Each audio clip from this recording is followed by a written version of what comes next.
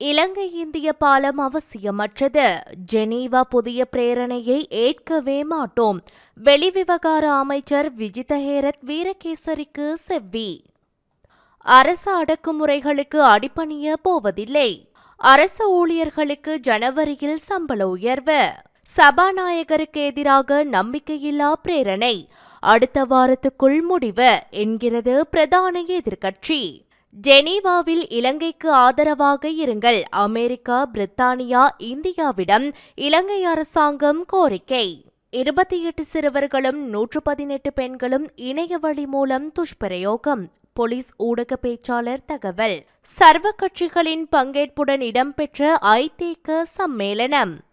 அயலக ஆளுமைகளுக்கு அலங்காரம் நிகழ்வில் சிறப்பம்சங்கள். ஜனாதிபதியாக 1 வருடத்தை பூர்த்தி செய்யும் அனுரகுமார திசாநாயக்க. சமூக புற்றுநோய். பாரிய மறுசீரமைப்புக்கு தயாராகும் மருதானை புகையிரத நிலையம். ஜெனீவாவில் மீண்டும் நிறைவேறுமா தீர்மானம். போர்க்குற்றங்கள் இடம்பெறவே இல்லை. நீதிக்கான கதவடைப்பு. தமிழ் தேசிய கட்சிகளின் நிலைப்பாடு சரியானதா? வலுப்படுத்தப்படும் கடற்படை ராஜதந்திரம். மஹிந்தவின் தென்றலும் நாமலின் நறுமணமும். அஷ்ரப்பை நினைவு கூர்ந்தால் மட்டும் போதுமா? ஐநா தீர்மானம் ஒரு வெற்று காகிதம். அரசு தோட்டங்களை தனியாருக்கு வழங்கும் முயற்சி. வரவு செலவு திட்டத்தில் பெருந்தோட்ட தொழிலாளர்களின் பிரச்சினை உள்வாங்கப்படுமா? அபராத அதிகரிப்பு சிறுவர்களை வேலைக்கு அமர்த்துபவர்களுக்கு சாட்டையடி. ஊழல் அரக்கனை வெற்றிகரமாக எதிர்த்து போராடிய அரசாங்கத்தின் 1 வருட பூர்த்தி. கிராமிய ஒளிபரப்பின் சிகரம்.